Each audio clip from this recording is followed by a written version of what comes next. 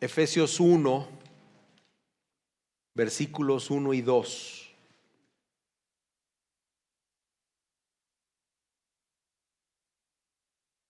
Efesios 1, versículos 1 y 2. Si alguien no tiene Biblia, levante su mano y le podemos prestar una. Allá hay alguien que me pueden ayudar, hermanas. De todas maneras, les dimos a los nuevos un Nuevo Testamento. Ahí viene Efesios y también van a estar apareciendo acá en la pantalla los versículos. Pongámonos en manos de nuestro Señor. Señor, gracias Señor Jesús por tu palabra. Gracias porque la inspiraste, la exhalaste y la pusiste en el corazón de hombres que la impregnaron por escrito. Gracias Dios por eso. Gracias Señor Jesús. Gracias Espíritu Santo. Te pedimos que esta mañana tú hables a nuestros corazones y nos transformes, dándonos humildad, dándonos sometimiento a ella, a tu palabra. Gracias Señor por esta epístola, esta carta comunitaria, porque hasta el día de hoy sigue teniendo eco en las iglesias. Y queremos, Señor, que nuestra iglesia, la epístola a los Efesios, quede impregnada en la vida de nosotros, de nosotros como iglesia. Te lo pedimos en el nombre de Jesús. Y que también sirva, Señor, para profundizar en las maravillas y en las verdades del Evangelio, así como en el comportamiento que debemos tener los que estamos en Cristo. Gracias, Señor. En el nombre de Jesús. Amén.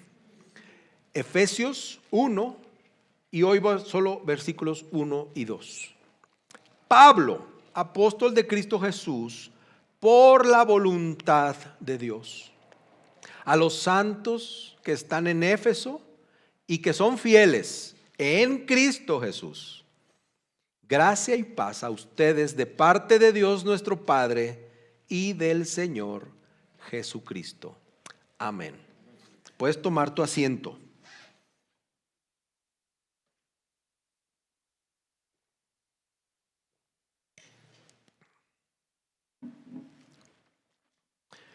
Hoy comenzamos, hermanos, con una de las cartas más profundas, más majestuosas y elevadas del Nuevo Testamento, teológicamente elevadas, que es la epístola a los Efesios.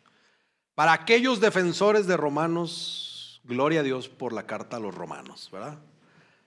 Pero la epístola a los Efesios tiene un no sé qué sé yo, que impacta el corazón de las personas.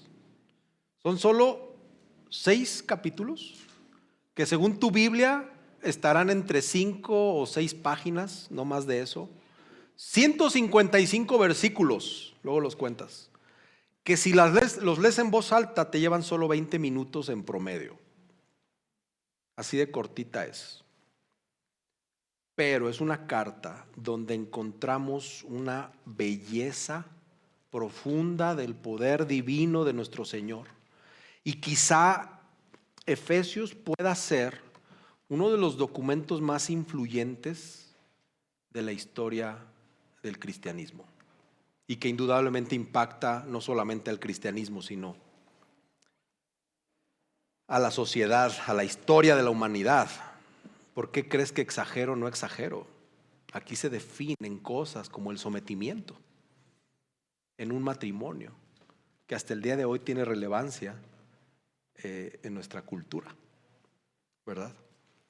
En fin, este es un sermón introductorio con mucha información, pero tiene una intencionalidad, porque Efesios, mis hermanos, nos enseña que todo lo que somos y todo lo que hacemos está definido por estar en Cristo.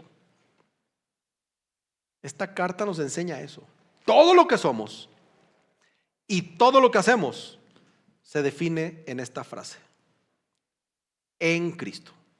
Los que están en Cristo.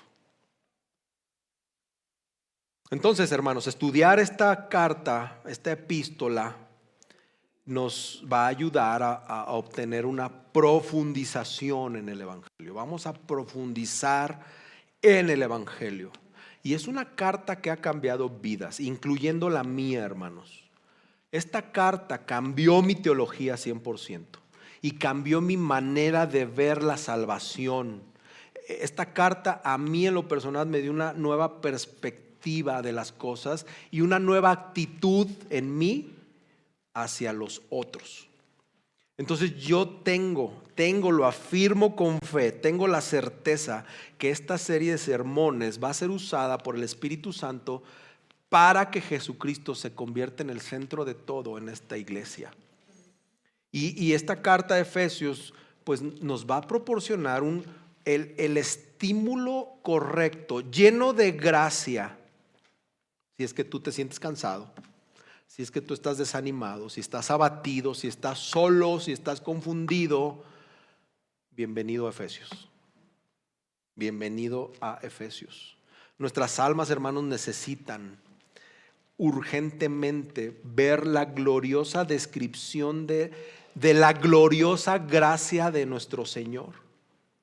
Estamos necesitados del Evangelio todos los días. Y el Evangelio también es para los que ya creyeron en el Evangelio. Es para los cristianos. Aunque ustedes no lo crean, el Evangelio no solo es para los que no conocen a Cristo. De hecho, me atrevería a decir que es más necesario para los que lo conocen. Hubo un misionero, teólogo escocés, John Mackay, que dijo esto sobre Efesios que de verdad me encantó. Son 2 frases. En la carta a los Efesios está la esencia de la religión cristiana, el compendio más autorizado y consumado de nuestra fe cristiana. Y lo otro que dijo es: Efesios resulta hoy el libro más contemporáneo de la Biblia, ya que promete unidad en un mundo de desunión, reconciliación en lugar de separación y paz en lugar de guerra. Entonces, si tú deseas conocer más del cristianismo de la Biblia, si tú quieres profundizar más en tu fe, si tú quieres ahondar más en las maravillas del Evangelio, no puedes faltar ningún domingo de esta serie, porque Efesios eso es lo que hace. Y aparte es una serie cortititita, nomás va a durar 3 meses, hermanos. Así que bienvenidos a esto, porque de verdad es una maravilla de carta. Y fue la primera serie que prediqué en Coram Deo, cuando inició Coram Deo. Y no me gusta oír esos sermones, porque qué mal lo hice.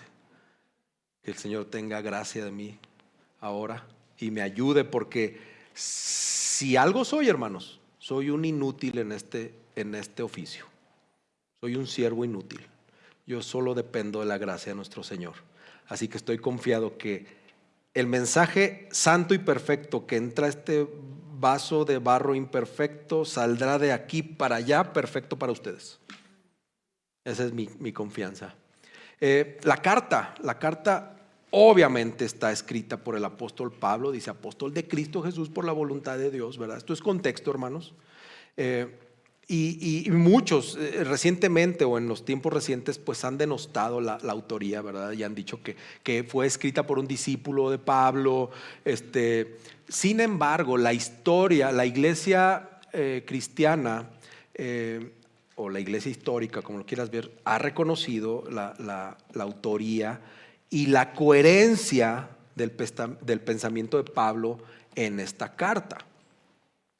Vemos lenguaje, vemos teología, vemos el propósito de Dios que llevan el sello del apóstol Pablo. Y además, si no fuera Pablo quien la escribió, pues tuvo que haber sido un hombre de la misma talla que Pablo, porque tanto espiritual como teológica, porque no podría ser de otra manera. Y además, pues no hay evidencia de que no lo haya escrito Pablo. Sí, es claro eso. Entonces tenemos que recibir la carta a los Efesios como una palabra apostólica, con autoridad dada por Cristo para la edificación de su iglesia. Por eso es tan importante, como todo el resto de la palabra, ¿verdad? Y es una carta que es interesante porque Pablo se describe a sí mismo como prisionero de Jesús, ¿no? Capítulo 3. Prisionero en el Señor, capítulo 4. Embajador en cadenas, capítulo 6. Y entonces esta carta, 99.9% probabilidad que Pablo la escribió desde una celda durante su encarcelamiento en Roma. Esto fue por ahí del año 60 o 61 después de Cristo, y muy posiblemente las escribió junto con la carta a los Colosenses y la carta a Filemón. Y pues tiene un significativo muy alto. Es como les decía, es una de las cartas más gloriosas que hablan del señorío cósmico de nuestro Señor Jesús. Y una carta de este tamaño escrita en una celda, en una prisión. Pablo encadenado, contemplando cómo Cristo siendo coronado en gloria sobre todo principado y potestad. Maravilloso. Y esta carta fue escrita para los efesios, ¿verdad? Pero fue una carta circular, así se le llamaba. Es un escrito, por eso se llama epístola, porque no está dirigido a una sola iglesia, a una sola comunidad. No es la carta a los de Coramdeo, sino es como decir la carta a los de la Ciudad de México. Por eso es una epístola, así se le llama, circular, que fue enviada a varias iglesias que estaban en esa región, donde la ciudad principal era Éfeso. Y es interesante porque es una carta que no tiene correcciones muy severas. Es una carta que no contiene conflictos específicos. Es más bien una carta muy reflexiva, más que correctiva. Es una carta muy amplia, muy pastoral. Digamos que la carta a los Efesios podría ser una carta dirigida a cualquier iglesia. Podría ser una carta que dijera la carta a los coramdeanos, no sé, algo así. Y mientras Pablo escribía esta carta, pues se lee en su pensamiento, ¿verdad? La reflexión de varias cosas, ¿no? Si escribió Colosenses al mismo tiempo y tú lees Colosenses, puedes ver cómo la carta está dirigida por problemas que minimizaban la supremacía de Cristo frente a poderes espirituales. Y en la carta a los Efesios pareciera que el pensamiento de Pablo se eleva todavía más, ¿verdad? En Colosenses afirma que Cristo reconcilió todas las cosas, pero Efesios expone el propósito eterno de Dios que se cumple en la iglesia. Y entonces aparece lo glorioso. Cristo es la cabeza de todo. Dios reúne todas las cosas en Cristo. La iglesia es la obra maestra de la reconciliación, y tanto judíos como gentiles, quienes antes estaban completa y absolutamente como enemigos irreconciliables, ahora forman un solo cuerpo, la iglesia. Entonces Efesios, hermanos, responde una pregunta enorme. Si Cristo es Señor sobre todo el universo, ¿qué papel tiene la iglesia en este plan eterno? Efesios lo resuelve. Y es una respuesta impresionante, porque la iglesia no es el llavero, un accesorio de Dios. La iglesia es central, hermanos. La iglesia trae el propósito eterno de Dios. Es por medio de la iglesia que Dios da a conocer su infinita sabiduría. Nada más y nada menos. No lo hizo de manera accidental en algunas personas. Y el mensaje de Efesios traté, con la ayuda de mis hermanos, de plasmarlo en esta frase de en Cristo, nueva identidad, un solo cuerpo, una vida para su gloria. En Cristo tenemos nueva identidad. Si tú lees Efesios, como te dije, lo puedes leer en tu casa. Te vas a tardar 20 minutos en promedio. Vas a ver que en los capítulos 1 y 3 habla de nuestra nueva identidad. Antes de decirnos cómo vivir, el apóstol Pablo nos dice quiénes somos. No te preocupes ahorita por cómo vas a vivir. Preocúpate y entiende quién eres. Porque nosotros, hermanos, somos bendecidos, somos escogidos, somos redimidos, somos reconciliados, somos adoptados. Y entonces esto responde muchas preguntas esenciales del cristianismo, de tu existencia, de tu vida. ¿Por qué debo de adorar? Esto deberíamos de anotarlo como nuestros devocionales. ¿Por qué voy a adorar a Dios esta mañana? Lee Efesios del versículo 3 al 14. Ahí te dice por qué adorar. ¿Por qué orar? En el capítulo 1, en el capítulo 3 te dice por qué orar. ¿Qué tiene de sorprendente la gracia? Lee el capítulo 2. ¿Quiénes somos? Capítulo 2, versículos 11 al 22. Fíjate la importancia de esta carta. Te resuelve tus dudas existenciales de por qué eres cristiano. O si estás sondeando el cristianismo, tus papás son cristianos, tú todavía no, o pues ahí te platicó tu abuelita, pues esto es buenísimo, porque te va a resolver tus dudas. Somos un solo cuerpo. Dios, lo decíamos hace rato que celebramos la Santa Cena. Dios creó una iglesia, pero antes creó una nueva humanidad, ¿verdad? Que no se basó en el color de piel, en la etnia, en la clase, en la cultura. Se basó en la unión con Él. Entonces esta carta magnifica, hermanos, a la iglesia más que cualquier otra carta. Casi podría decirlo así. Y no estamos hablando del evento dominical, mis hermanos. Estamos hablando de una comunidad que es eterna en el plan de Dios.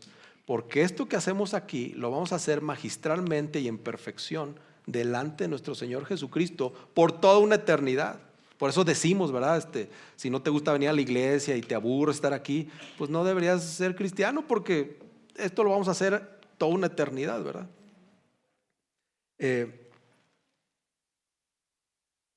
Efesios nos responde.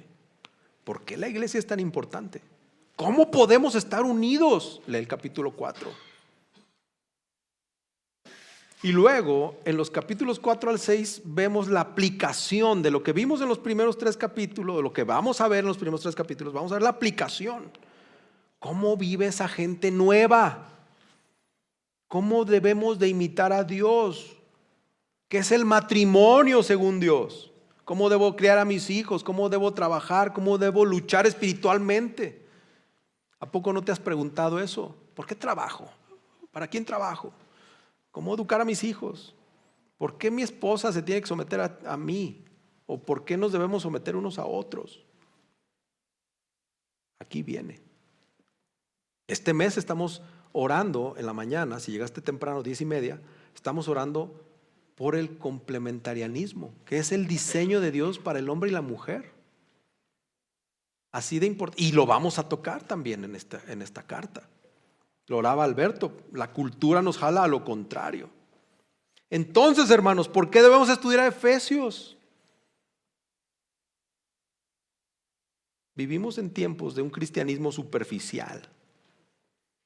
Vivimos en tiempos donde hay identidades confusas.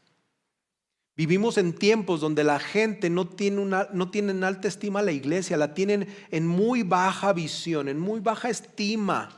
La gente no valora a la iglesia. Piensan que es un evento social nada más, o pertenecer a un club social. Vivimos en tiempos donde hay división muy profunda. Entonces Efesios nos resuelve todo esto. Y Efesios nos recuerda nuestra identidad, que nuestra identidad no se construye, nuestra identidad se recibe en Cristo. Hermanos, la iglesia no es opcional, la iglesia es central para el plan eterno de Dios. La vida cristiana no es un moralismo, es la respuesta a la gracia. Entonces, hermanos, necesitamos redescubrir quién eres en Cristo. ¿Te dices cristiano? ¿Quiénes de aquí se dicen cristianos? ¿No? Amén, gloria a Dios, aleluya, ¿verdad? Yo soy cristiano. A ver, vamos a redescubrir por qué te dices cristiano. Porque hoy en día muchos creyentes siguen viviendo en la culpa, siguen viviendo en la comparación, en la inseguridad. Y Efesios comienza declarando una identidad antes de empezar a soltar imperativos. Hermanos, no vamos a poder vivir para la gloria de Dios si no sabemos primero que estamos en Cristo. Entonces necesitamos elevar nuestra visión del significado de la iglesia, porque vivimos en una cultura individualista. Pensamos que nuestra vida cristiana es privada, ¿sí o no? El pastor no se puede meter, la iglesia no se puede meter en muchas cosas de mi vida porque es privado. Entonces esta carta nos muestra lo que Dios está haciendo, y es algo tan alto que es cósmico, hermanos. Y lo está haciendo a través de su iglesia. Efectos universales, cósmicos, así. Lo hace a través de iglesias como esta, a lo largo de la historia. Entonces, vamos a estudiar Efesios. Vamos a estar 3 meses intensivos. Y esto, con el favor de Dios, nos va a hacer que no volvemos a pensar de una manera incorrecta dónde está nuestra identidad, qué es la iglesia, cómo es la vida cristiana. Y esa palabra es clave, hermanos. Apréndetela. En Cristo. En Cristo.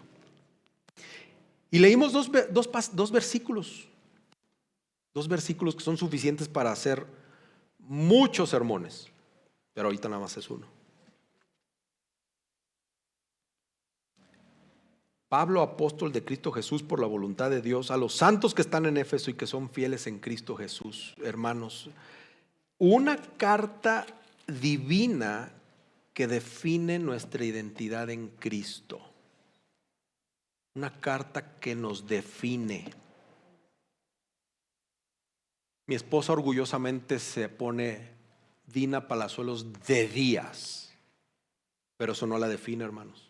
A ella la define que está en Cristo. No te creas, nunca se ha puesto de Díaz, ¿verdad?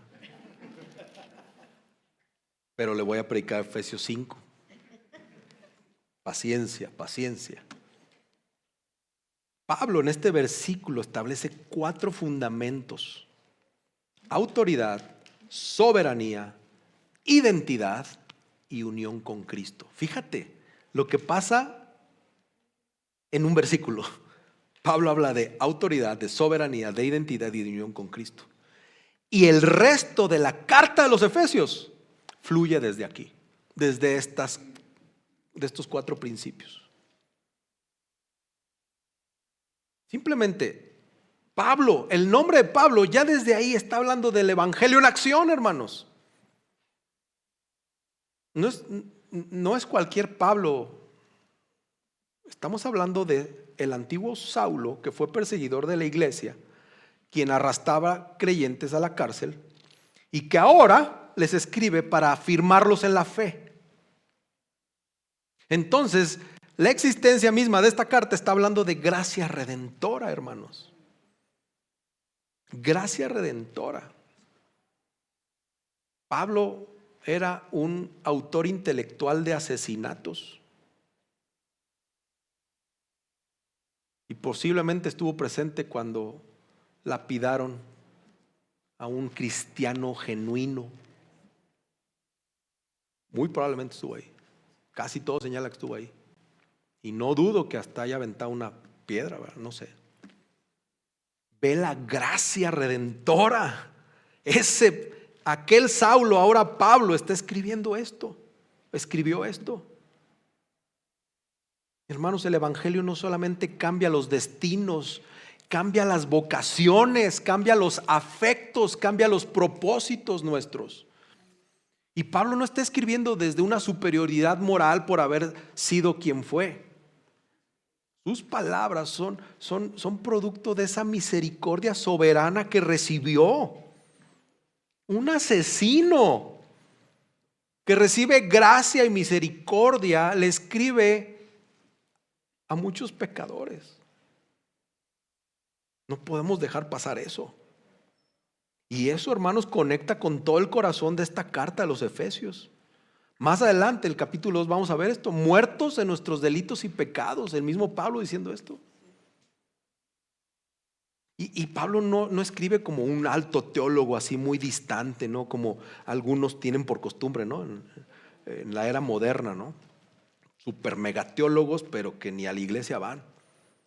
Pablo escribe como un hombre transformado por la gracia.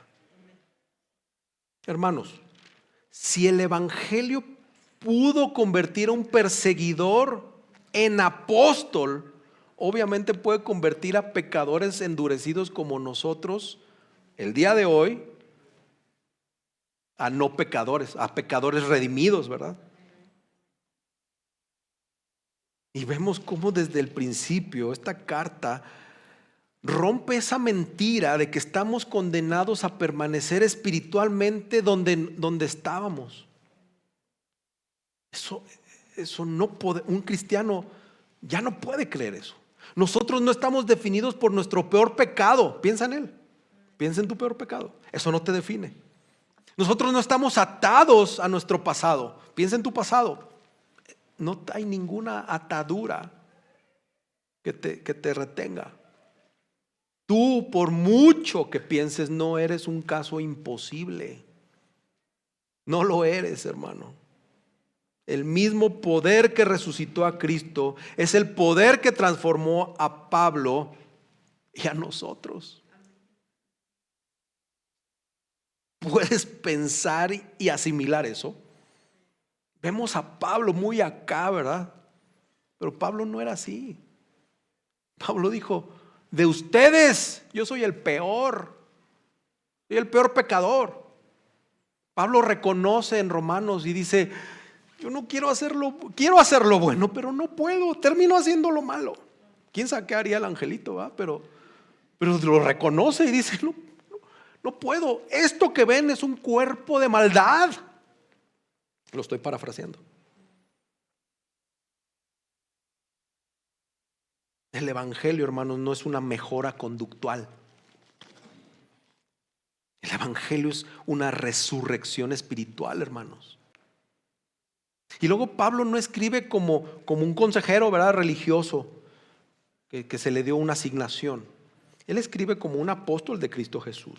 Y eso significa, hermanos, que fue llamado directamente por Cristo resucitado. Fue enviado como un representante, pues, autorizado, que habló con autoridad a la iglesia, a lo que se le delegó. Pero es muy importante que Pablo no se autodesignó. Pablo no defendió su plataforma propia.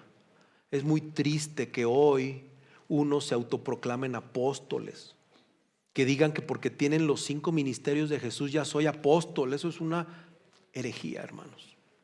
Eso no existe. A Pablo Cristo lo nombró, y esa es una característica para poder ser, es un requisito para poder ser llamado apóstol. Y como Cristo ya está en el cielo esperando volver, ya no hay apóstoles. Ya no hay apóstoles. Bueno, ese es un breviario, ¿verdad? En esta carta, hermanos, Pablo no solamente les está escribiendo para que tengan una reflexión devocional de un pastor que está muy sensible ante las situaciones. Estamos hablando de revelación apostólica inspirada por el Espíritu Santo.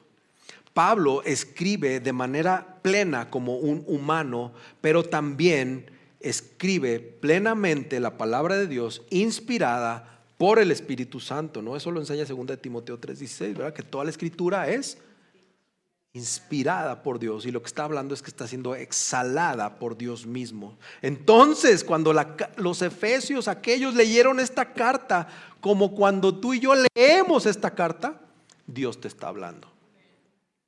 Dios te está hablando. Por eso ustedes ahorita están al borde de su silla, bien emocionados para ver cómo les va a hablar Dios, y no se entretienen con el celular, y mucho menos se duermen, ¿verdad? Hermanos, esto debe de cambiar cómo escuchamos la predicación. Tiene que cambiar nuestra forma de escuchar una predicación de hoy y en el futuro. Ustedes no vienen a escuchar mi opinión, la opinión de Antonio Díaz. No vienen a escuchar eso. Ustedes vienen a someterse a la palabra de Dios. Si Pablo está hablando o habló como apóstol de Cristo, entonces ignorar su enseñanza es ignorar a Cristo mismo. Estar en el celular mientras está la predicación, estás ignorando a Cristo, pues, para que te lo diga más directo. O si te duermes, pues le dices: Señor, serás muy Señor, pero hoy vengo a dormir, ¿verdad? Así nos burlamos del Señor sin darnos cuenta. Una iglesia saludable se deja moldear por la enseñanza apostólica en la palabra predicada desde aquí. Una iglesia sana no se adapta a la cultura. Una iglesia sana viene el domingo y dice: ¿qué tiene el Señor para nosotros? Porque yo quiero actuar contra esa cultura y por eso necesito que me prediquen el evangelio. Necesito venir a escuchar, que el Señor mismo me hable. Amén.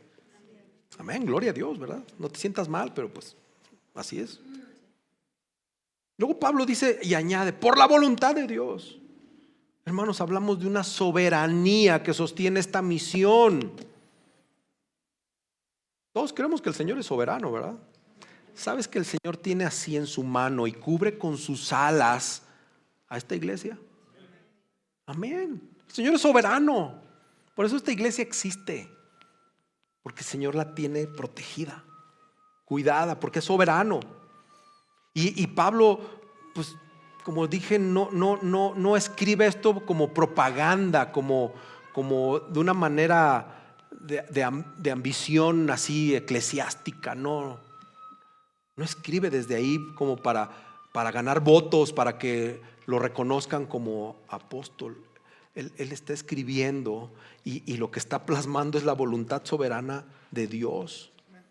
Hermanos, esto es muy importante. No es un verbo mío, así un choro para marearlos, que digan: oh, qué teológico el sermón. No, vamos a ver el próximo capítulo, el próximo sermón y los próximos 2 o 3 sermones, temas bien profundos. Tu predestinación, como un ejemplo. Y si tú no crees que esto está hablando desde la soberanía de Dios, pues vas a venir aquí ya con un escudo, con un caparazón. Hermanos, la salvación está anclada en el propósito eterno de Dios. Y como les dije, vamos a hablar de la elección que fue desde antes de la fundación del mundo. Vamos a hablar de la predestinación, una predestinación que es conforme al beneplácito de su voluntad. Vamos a hablar de un plan eterno que se cumple en Cristo, acuérdate, en Cristo. Esa misma voluntad soberana que hizo a Pablo apóstol es la misma voluntad soberana que eligió a los creyentes en Cristo. Siempre déjenme esta imagen porque va a estar así: en Cristo, en Cristo, en Cristo, en Cristo. Hermanos, si tu salvación dependiera de tu fuerza, estaría perdida. ¿Cuántos no pecamos esta mañana o ayer? Ya viéndonos muy, muy generosos. Pero hermanos, nuestra salvación descansa en la voluntad soberana de Dios. Y eso nos tiene que producir humildad, porque no merecíamos esa salvación. Y eso produce seguridad, porque la salvación no depende de nosotros. Entonces lo que Dios comienza, hermanos, lo sostiene. Y no me estoy metiendo el pie para el próximo sermón. Desde ahorita lo tengo que comentar, porque el otro sermón va a ser profundo también. Y luego Pablo les escribe a los santos. Pablo les recuerda quiénes son. A los que les está escribiendo: ustedes son santos, son consagrados, son apartados. Ustedes, a los que les escribo, le dice Pablo, son propiedad exclusiva del Señor Jesucristo.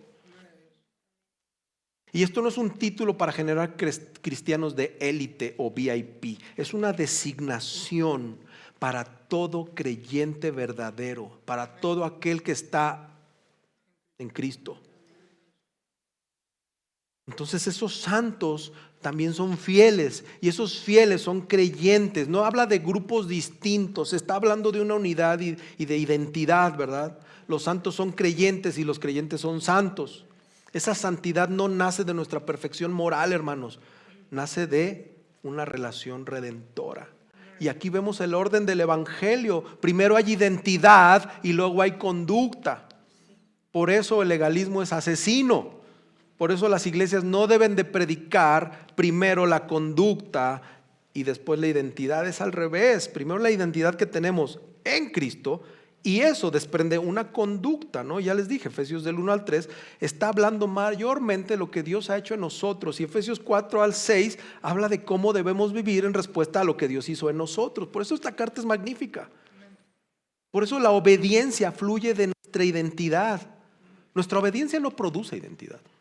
Si tú te portas bien, pues qué bueno. Pero ¿quién eres en Cristo?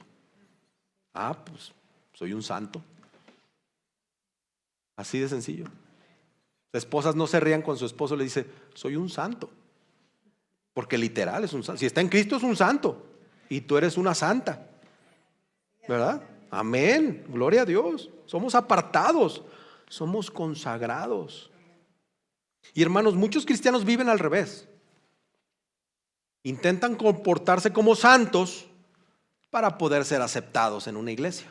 Se llegan bien bañaditos, bien portaditos, bien catrines. Pero pues eso no te da identidad. No te vamos a aceptar por eso. Y el evangelio nos dice, tú eres aceptado en Cristo. Por lo tanto, vive como un santo. Entonces nosotros no andamos luchando por nuestra identidad.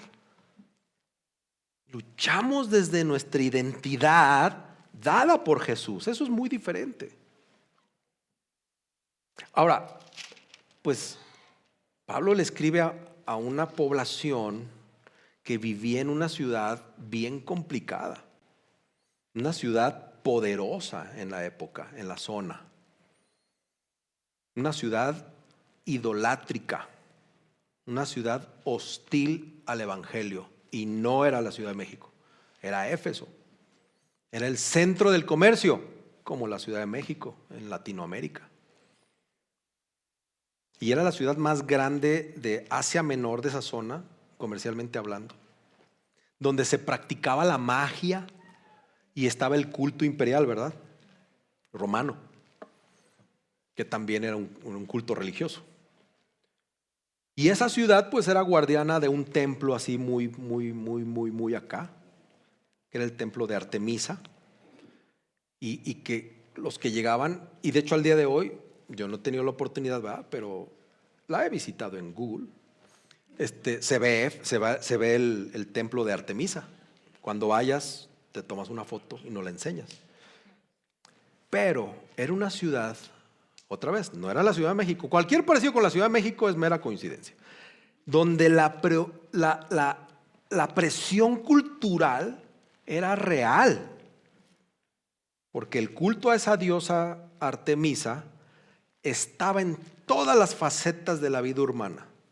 Tanto así que el templo era la principal sucursal bancaria de esa ciudad, de cómo se manejaba el dinero. Pero conectando con la identidad principal de estos creyentes en Éfeso, pues no era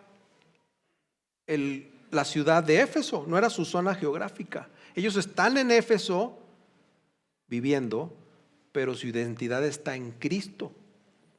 Entonces, de ahora en adelante ya no podemos decirnos chilangos o capitalinos o citadinos. Eso no marca nuestra identidad, ¿verdad? Nuestra identidad está en Cristo. Y esta frase en Cristo pues va a marcar la epístola, hermanos. Esta frase es la más importante de estos dos versículos, pero la más importante en toda la epístola y seguramente de las más importantes en todas las epístolas o cartas de Pablo. En Cristo Jesús. La elección fue en Él. La redención fue en Él. Nuestra adopción fue en Él. Nuestra herencia está en Él. Nuestra seguridad está en Él. La unión con Cristo es la fuente de toda bendición espiritual. Amén. Ese es el título del próximo sermón. No faltes. Si no estuvieran en Cristo, hermanos, o si no estuviéramos en Cristo, pues no seríamos ni santos ni creyentes, así de fácil, ¿verdad? Y aquí hay una conexión con el evangelio bien clara. El cristianismo, hermanos, no es principalmente adoptar valores cristianos. La Biblia trae muchos valores y cualquier vecino puede llegar y decir, mira, sométanse unos a otros. Sí, y lo pueden hacer. El cristianismo no depende de adoptar valores cristianos. El cristianismo es ser unido a Cristo por la fe. Nuestra salvación no consta o no consiste de intentar parecerse a Jesús desde afuera. La salvación consiste en estar espiritualmente unido a Él. Porque cuando estamos unidos a Él, su justicia nos cubre, su muerte paga nuestra culpa, su vida se convierte en nuestra vida, su espíritu, nada más y nada menos, habita en nosotros. Y entonces, como Pablo dijo en Filipenses, todos podríamos decir, para mí el vivir es Cristo. Hermanos, este versículo nos tiene que confrontar con una pregunta que es muy central. ¿Dónde está tu identidad? ¿Quién eres tú? Yo soy Antonio Díaz, soy pastor. No. En el cosmos, ¿quién eres tú? ¿Tu ser quién es? Y muchos dicen, contador público egresado de la facultad del Instituto Politécnico Nacional, generación, no sé qué, promedio, no sé qué. Esta es su identidad. No, pues es que yo vivo en Las Lomas, su estatus es su identidad. Es que yo pertenezco al Club Rotario desde 1960, su reputación es su identidad. Es que yo en el pasado subí el Kilimanjaro. Pues en tu pasado, esa es tu identidad. O quizá tu identidad está 100% influida por la Ciudad de México. Pero solo hay una ubicación espiritual que nos salva. Estar en Cristo.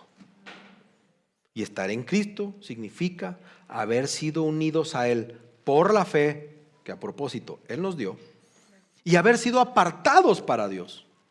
Estar en Cristo significa vivir bajo la autoridad bíblica y descansar en la voluntad soberana de Dios.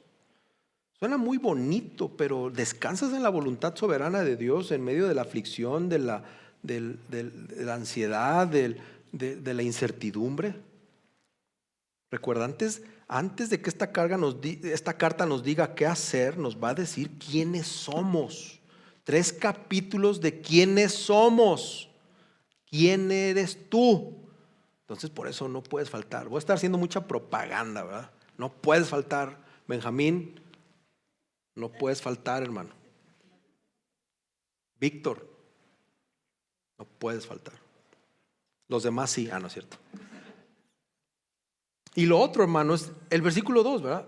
La gracia y la paz que fluyen del Padre y del Señor. Les digo que esto da como para 17 sermones, pero bueno. Gracia y paz a ustedes de parte de Dios nuestro Padre y del Señor Jesucristo. Si el versículo 1 definió quiénes somos en Cristo, pues el versículo 2 nos muestra que qué es lo que recibimos de Dios en Cristo. Entonces Pablo, si te fijas, es un saludo con jiribilla. Es un saludo con teología. No es un simple saludo para cumplir con un protocolo. Pablo desde el saludo está mandando un deseo muy expresado, muy descrito en medio de una oración y de una bendición que le da a una congregación que en este caso se reunía a leer esta carta. Es como si llegara la carta del hermano X, ¿no? Y ya llegó la carta del hermano Pablo, ¿no? Léala. No, pues alguien que sepa leer, pues había como 2 en toda la iglesia. Y ya agarraba y decía, a ver, ¿no? Aquí el aire me lo mueve. Pablo, nuestro hermano Pablo, apóstol de Cristo Jesús. Amén, si es apóstol, por la voluntad de Dios. Amén, si fue por la voluntad de Dios. A los santos que están a nosotros, hermanos, está escribiendo Pablo, que son fieles en Cristo Jesús, Gracia y paz, hermanos. O sea, al que Cristo le habló y se le apareció y lo nombró apóstol, nos está diciendo gracia y paz a nosotros de parte de nuestro Dios y de parte de nuestro Señor Jesucristo. Gloria a Dios. No hay que estar tristes, hermanos. No importa que vivamos en una ciudad llena de brujería, no importa. El Señor nos bendice con su gracia y con su paz. Mira, si te medio emocionaste, no te emociones. Así tienes que escuchar todos los sermones. Aunque el de acá esté medio, no predique bien, pues. Pero es que es palabra de Dios. Entonces no podemos minimizar eso, ¿verdad? Y le dice que la gracia y la paz desciendan sobre ustedes. Y esa es la introducción a la carta. Hermanos, la gracia es la fuente de toda nuestra salvación. En aquella época el saludo formal griego era una palabra que era chairé, que es alégrate. Y Pablo, inspirado por el Espíritu, pues la cambia y dice charis, que significa gracia, que es algo infinitamente más profundo. No es cortesía. Pablo les está aventando una teología concentrada aquí. Podríamos decir que Pablo es el teólogo de la gracia. Y en Efesios la palabra gracia va a aparecer hasta que te marees. Capítulo 1, redención conforme a las riquezas de su gracia. Capítulo 2, por gracia ustedes han sido salvados. Capítulo 4, por gracia dada en la medida del don de Cristo. Palabra que imparta gracia a los que escuchan. Entonces la palabra gracia no solamente es un conector ahí gramatical. No es amabilidad para adornar la carta. Está hablando del favor inmerecido de Dios en acción.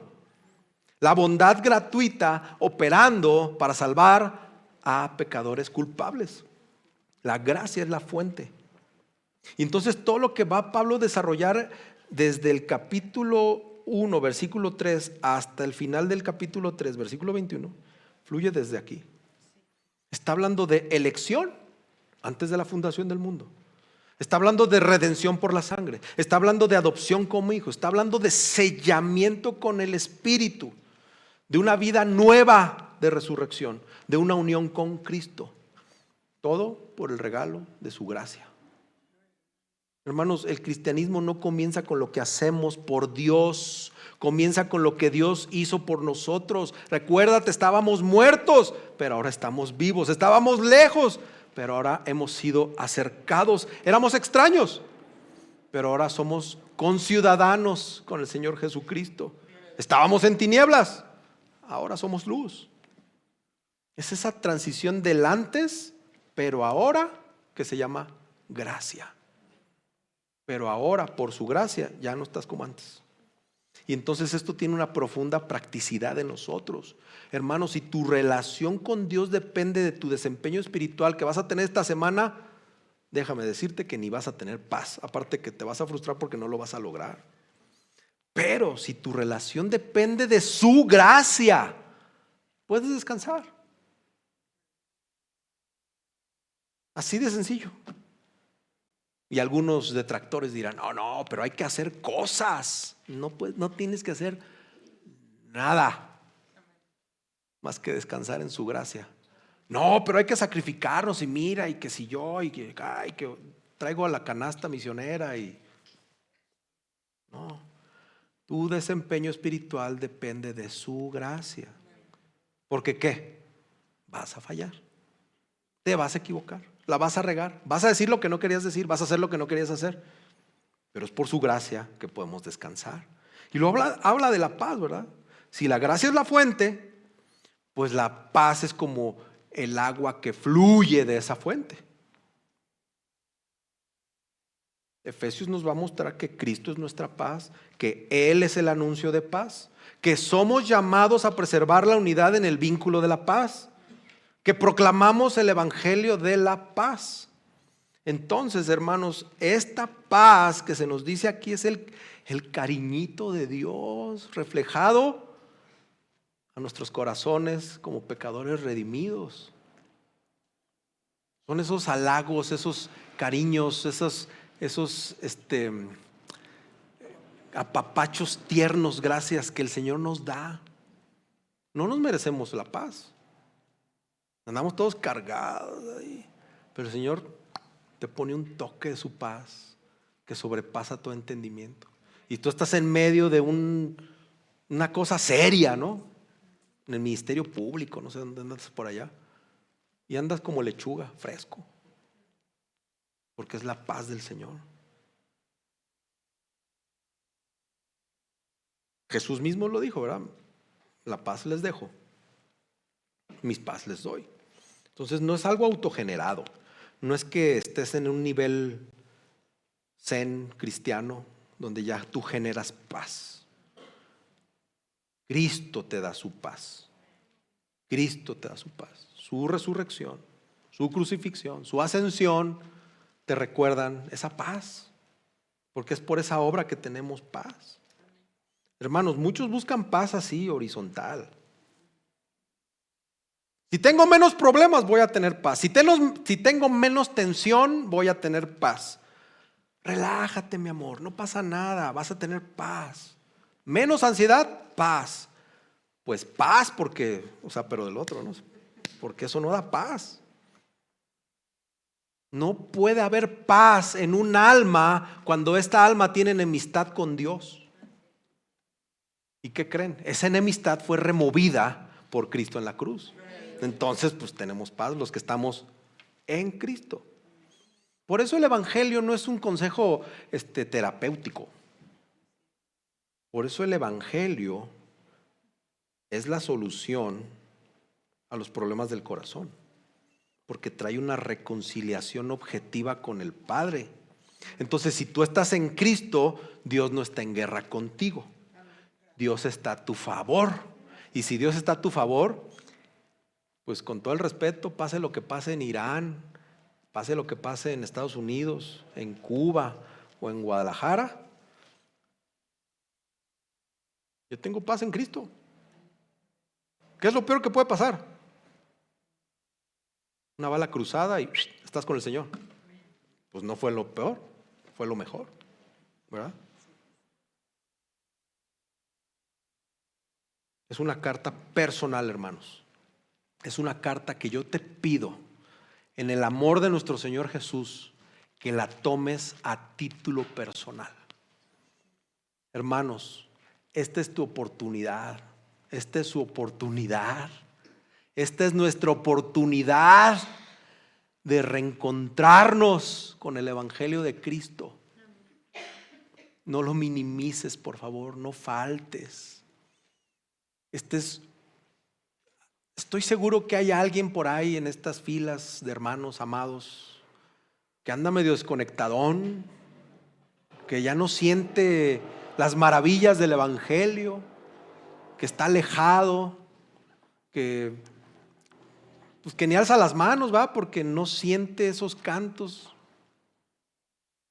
Esta es nuestra oportunidad, hermanos, de venir ante el Señor y que esta carta va a definir tu cristianismo si es que te andas perdidón, y te va a dar más cosas para que tengas más de dónde agarrar en tu identidad. Hermanos, esto procede del Señor Jesucristo, dice Pablo. Él es el mediador. Siendo el Señor Jesucristo, quien es el autor y consumador de nuestra fe, el que sostiene el universo, nada más y nada menos, de ese estoy hablando. El Señor Jesús nos comparte ese honor divino. Somos coherederos. Y entonces Pablo le suma títulos, ¿verdad? Señor Jesús el Cristo, ¿verdad? El maestro, el dueño, el conquistador, el salvador histórico, el ungido, profeta, sacerdote, rey, todo está enmarcado ahí. Señor Jesucristo. Ve lo que dice Hebreos 7:25. Es el único pasaje que les pedí que me ayudaran a mostrar. Hermanos, la gracia se origina en el Padre, gracia que fue merecida por el Hijo. Pero ve lo que dice Hebreos 7:25. Ahí lo resume. Él también es poderoso para salvar para siempre a los que por medio de Él se acercan a Dios. ¿Quién es el actor principal de este versículo? Él es el poderoso, Él es el que salva para siempre, por medio de Él, y por Él nos somos acercados a Dios. Hermanos, esa paz no es barata. Recuérdate que costó sangre. Y la gracia no es algo sentimental. La gracia fue comprada en la cruz.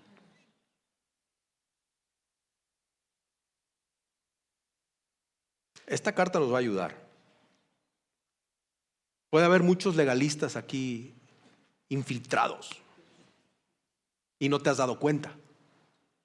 Quizá eres tú y no te has dado cuenta. Esta carta nos va a ayudar a no centrarnos en los deberes. Esta carta nos va a ayudar a recordar quiénes somos y la provisión que hemos recibido en Él. Y como les dije, es el patrón de la carta. Primero Dios da y luego lo que nosotros hacemos. Primero la posición que tenemos en Cristo y luego la práctica. Primero es su gracia y luego es la obediencia. Entonces pregúntate, ¿quién eres en Cristo? Pregúntate, ¿quién soy en Cristo? Eso dice el versículo 1. ¿Quién eres en Cristo? El versículo 2 te lo responde. Es lo que recibes de Cristo. Recibes gracia, es el favor inmerecido, y recibes paz, que es la reconciliación real. Hermanos, esto tiene que transformar nuestras vidas, porque todos fallamos. Entonces, cuando tú fallas, voy a la gracia. Cuando tememos, descanso en su paz. Cuando luchas con la culpa porque te aventaste un pecadillo por ahí, que es transgresión delante de Dios, tienes que ir y recordar la sangre de Cristo que ya habló por ti. Cuando tú sirves, lo haces sabiendo que ya fuiste aceptado. No sirves para aparecer en la foto. Entonces el Evangelio, hermanos, nos introduce a la vida cristiana. El Evangelio nos sostiene en ella, y es esa misma gracia que nos salvó la que nos preserva. Es la paz que nos reconcilió, es esa misma paz que nos estabiliza. Y todo proviene del Padre. Y todo del Señor Jesucristo. Entonces, cuando escuchamos este saludo, el Señor me puso una reprimenda hace unas 3 semanas, porque como dijo ¿quién fue? El chapulín o el chavo, sin querer queriendo, andaba menospreciando la despedida de 1 Corintios, ¿verdad? Y a mis hermanos que checamos lo del sermón, dije, no, pues es que como que es sacar de la despedida, ¿no? Y yo me quedé así de pobre de mí. O sea, le pedí perdón a mis hermanos y le pedí perdón al Señor, porque ve lo que trae un saludo. 2 versículos. Y llevo hablando aquí 53 minutos. 2 versículos. Y te digo algo, me he saltado cosas que no he profundizado. Y se podrían hablar más sermones de la gracia, de la paz, de estar en Cristo, etcétera, etcétera, etcétera. Entonces, con escuchar, con leer Efesios 1 y 2, este capítulo 1, ¿verdad? Versículos 1 y 2. Entendemos, mis hermanos, que esto no se trata de una fórmula religiosa. Esto no se trata de una cortesía litúrgica. Esto es una proclamación del Evangelio en miniatura. O sea, agarra tu Biblia ahorita y tu plumón más bonito, el de brillitos que traes, y le pones así un corchete, ¿verdad? Y le pones Evangelio. Para cuando andes predicando en la calle, ay, ¿dónde estaba el Evangelio aquí en la Biblia? Porque luego ni siquiera sabemos dónde está el Evangelio escrito en la Biblia. Pues te vas a Efesios 1, versículos 1 y 2. Ahí hay un mini Evangelio, ¿verdad? Donde vemos que la gracia es la fuente, ese favor inmerecido de Dios en pecadores culpables. Y vemos que la paz es el fruto, que donde tenemos esta reconciliación con Dios, ¿verdad? El cuidado del Padre sobre nosotros, ¿verdad? por la obra terminada del Hijo. Pablo no les dice: éxito, mis hermanos, que salga de ustedes el campeón que llevan dentro para aguantar las insidias de Artemisa. No les desea prosperidad. Vayan al templo y cambien sus dineros, porque ahí los harán santos. O sea, el dinero, ¿verdad? No les habla de comodidad. No sufran, hermanos, porque si están en Cristo serán prósperos. Pablo les desea gracia y paz, porque es lo que más necesitan. Así que podríamos preguntarnos, ¿qué es lo que más necesitamos hoy? ¿Qué es lo que más tú necesitas? No pienses en dinero, por favor, te lo ruego. ¿Qué es lo que más necesitas? Ve que eres un pecador, igual que yo, y yo soy peor que tú, y tú peor que yo. O sea, estamos iguales. Somos peores pecadores. Y si así de peores pecadores pides dinero, pues te vas a hacer más miserable pecador, te lo apuesto.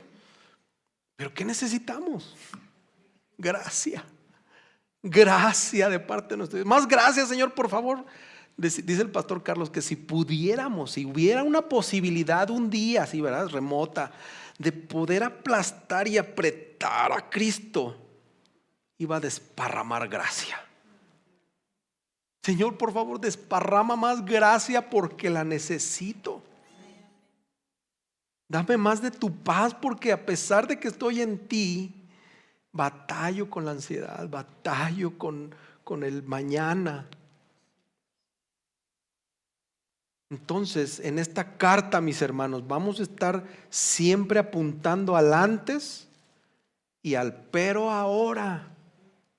Antes muertos, pero ahora vivos en Cristo. Antes lejos, pero ahora cercados por su sangre. Antes en tinieblas, pero ahora luz en el Señor. Y todo, absolutamente todo es por gracia, no por mérito, no porque te heredó tu papá, no por tradición religiosa, ¿verdad? Sino por la obra perfecta de nuestro Señor Jesucristo. Quiero preguntarte esto, porque es una pregunta inevitable. ¿Estás viviendo como esos quienes han recibido gracia y paz? ¿Estás dando testimonio a los no creyentes de esa gracia y de esa paz que ya tienes, que ya tenemos? Estas palabras las puedes escuchar cada domingo y seguir viviendo en autosuficiencia. Es posible que hablemos de gracia mientras estamos secretamente confiando en nuestras obras. Podemos cantar sobre paz y alabar sobre paz mientras nuestro corazón está en rebelión práctica contra el señorío de Cristo. Entonces este saludo no solamente nos consuela, sino nos confronta.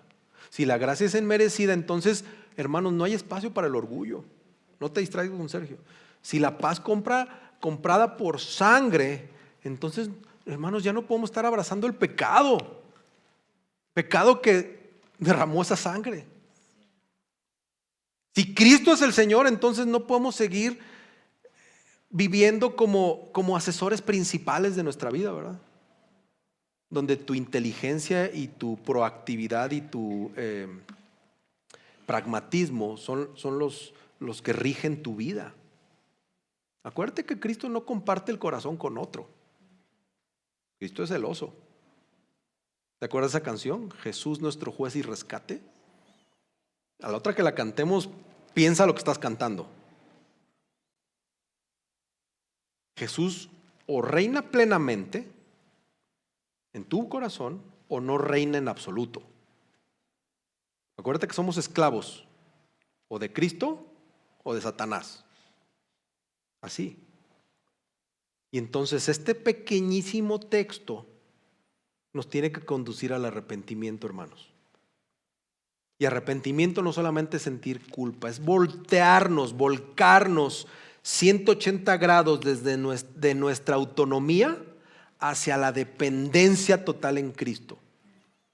Arrepentimiento es abandonar esa confianza que tenemos en nuestro desempeño. Nuestro desempeño espiritual, somos muy espirituales, pero tenemos que tener un desempeño y descansar únicamente en su obra, hermanos.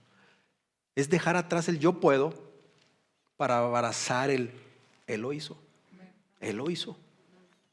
Rendir cuentas, hermanos, donde aún gobernamos nosotros. Y declarar Jesús es el Señor. Quizá algunos se tienen que arrepentir del legalismo, que han intentado ganar el favor de Dios como si nada hubiera cambiado, ¿verdad? Y le añaden cosas. Lo predicó un poquito el pastor Abelardo el domingo pasado, ¿verdad? Que somos perfectos en añadiduras nosotros. O quizá otros tienen que arrepentirse del orgullo espiritual, de las divisiones, de vivir aislados cuando fueron llamados a formar parte de un solo cuerpo. Y como dicen por ahí, que se note y que se sienta, ¿no? No nada más nominal de venir a calentar un asiento. Hermanos, la gracia de Dios no minimiza el pecado. Lo perdona con el precio más alto que fue la cruz, pero no minimiza.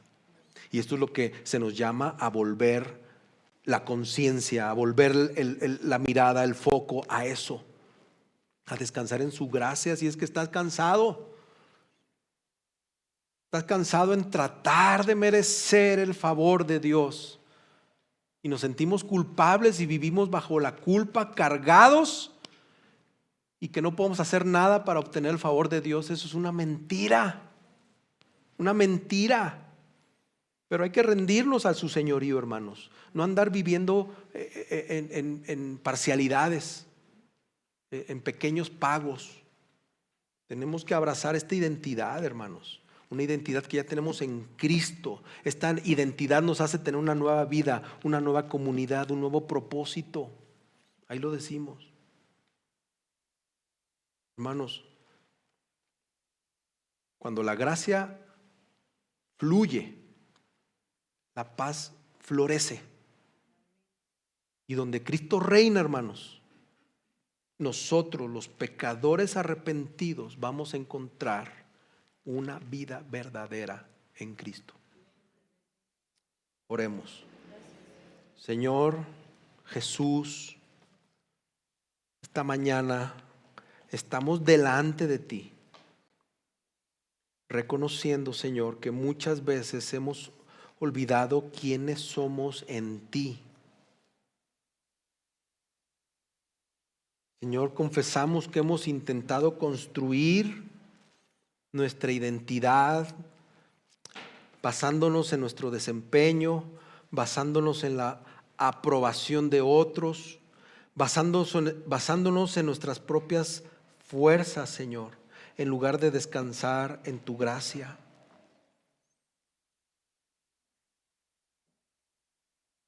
Perdónanos, Señor, por vivir como si la cruz no fuera suficiente.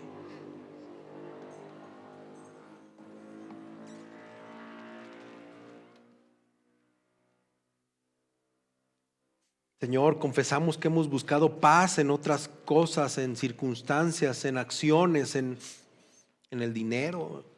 Y no nos basamos en la reconciliación que ya tenemos obtenida por Cristo, quien aseguró esta reconciliación con su sangre. Señor, hemos quizá tratado a tu iglesia como algo secundario, como algo opcional. Si me siento bien, si tengo salud, si tengo tiempo, cuando es parte central de tu propósito eterno, Dios. Por favor, perdona nuestro orgullo, perdona nuestra autosuficiencia y esa obediencia parcial cuando nos conviene. Perdónanos tantas veces cuando decimos y proclamamos con esta boca que Jesús es el Señor, pero nos estamos reservando en diferentes áreas donde nosotros queremos gobernar.